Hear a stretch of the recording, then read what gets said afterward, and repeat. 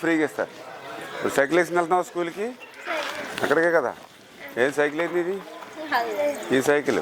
మరి కొత్త సైకిల్ వస్తుంది నీకు, మన పార్టీ తెలుగుదేశం వస్తే. మరి చంద్రబాబు నాయుడు గారు ఇచ్చేవారు ఆడపిల్లలకి సైకిల్. ఏమ్మా 9th క్లాస్కి వచ్చేటికి సైకిల్ ఇచ్చేసాం.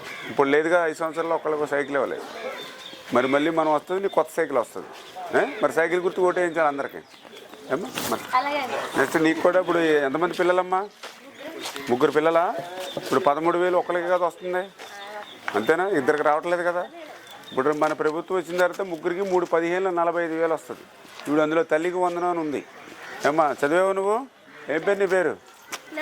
నవ్య. అందులో చూడు తల్లికి వందనం అని ఉంది.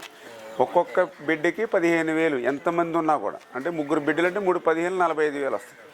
ఇప్పుడేం చేశాడు జగన్మోహన్ రెడ్డి? ఒకరికి ఇస్తున్నాడు 13,000. మనం వస్తే 45,000 వస్తుంది. వీళ్ళు వస్తే ఎంత వస్తున్నారు? 13,000. చాలా తేడా వచ్చింది కదా. అలాగే మీకు ఇప్పుడు చేయూత